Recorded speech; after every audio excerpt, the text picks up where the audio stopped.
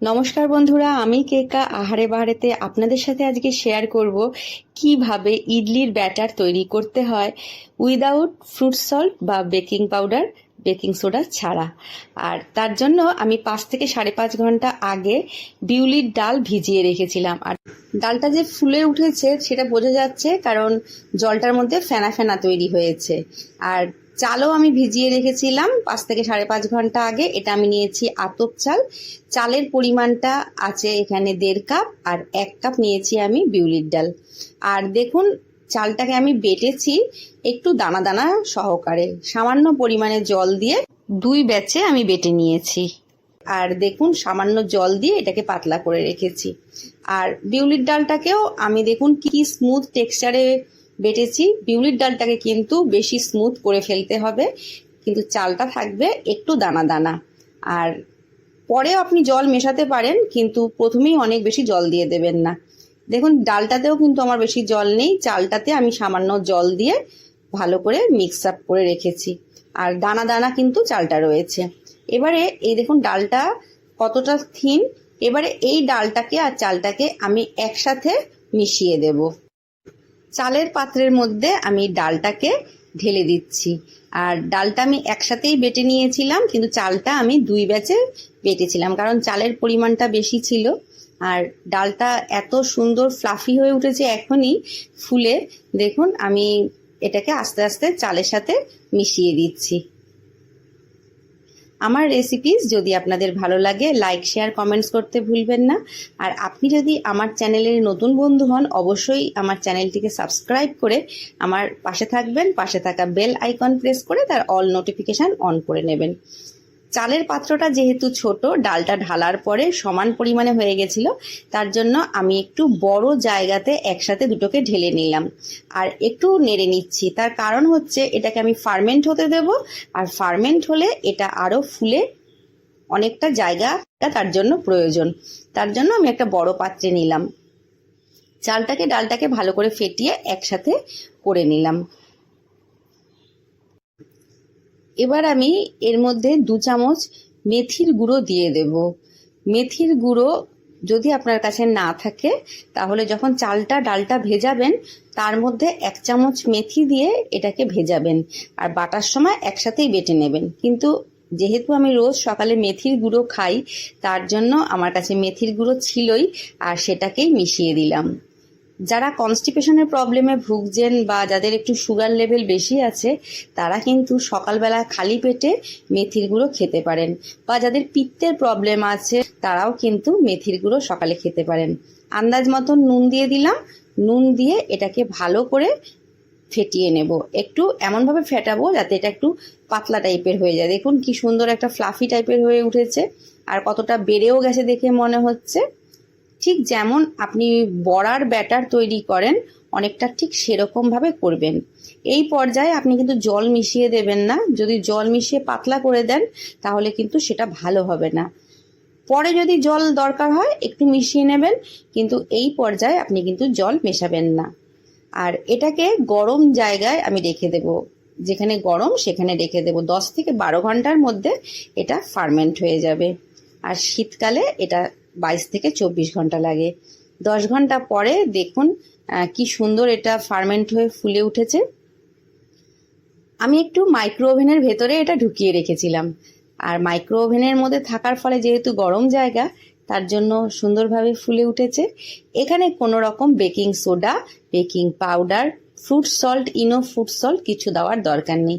দেখুন কতটা সুন্দর আমার ব্যাটারটা তৈরি হয়ে গেছে। এই পর্যায়ে আপনি যদি মনে করেন এর মধ্যে একটু জল মেশাবেন, মেশাতে পারেন। তবে এই ব্যাটারটা দিয়ে আপনি ইডলি, ধোসা সবই করতে পারেন। দেখুন রেডি হয়ে গেছে আমার ইডলির ব্যাটার। আমি ইডলির ব্যাটারটাকে সাইডে রেখে নেব, আর আমি এখন তৈরি করে নেব ডাল।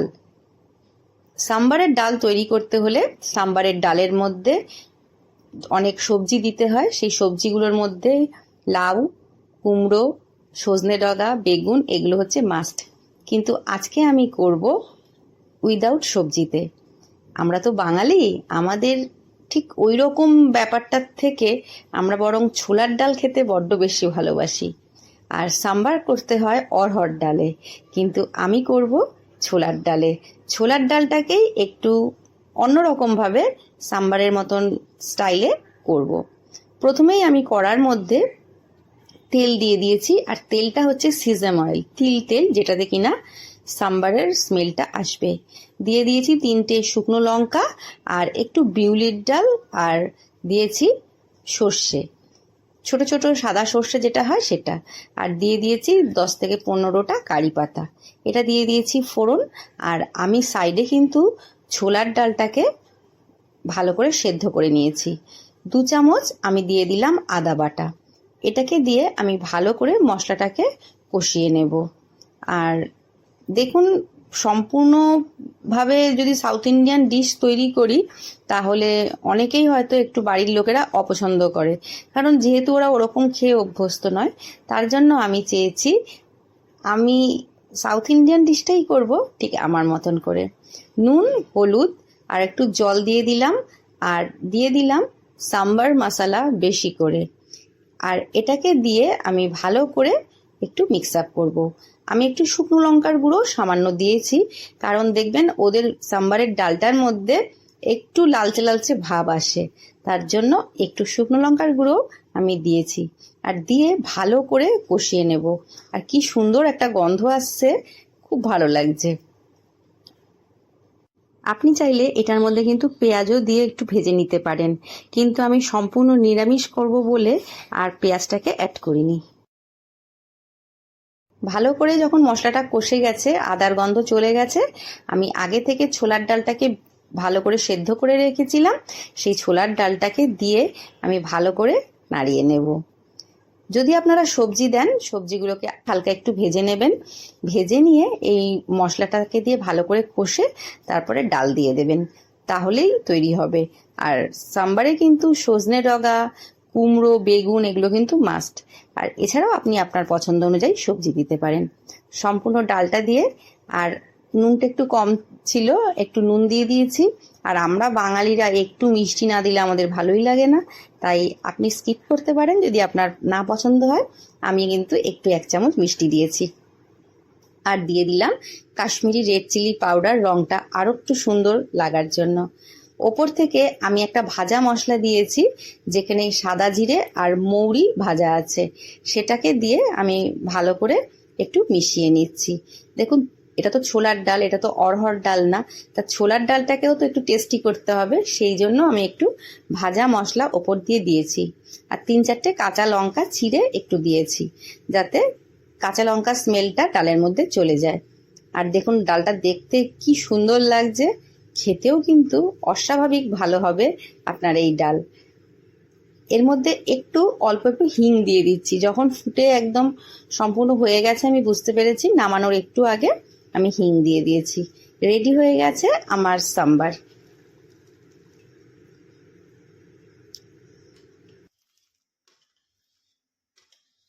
দেখুন কি সুন্দর দেখতে হয়েছে সাম্বার। এরপর আমি ইডলির যে মোল্ডটা আছে সেই মোল্ডটাকে বসিয়ে নিয়েছি।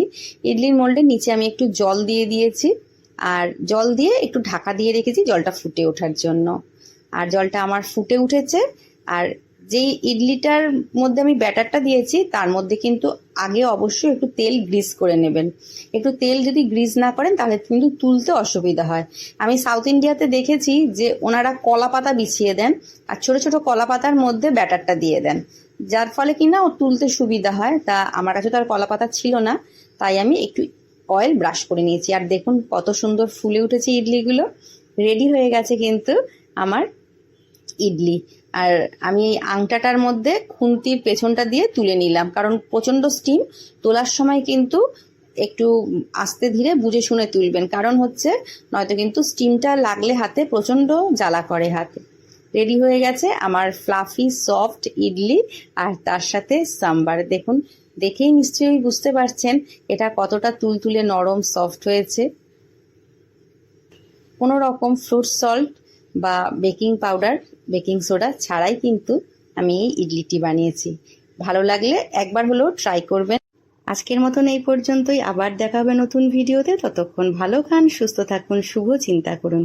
নমস্কার, ধন্যবাদ।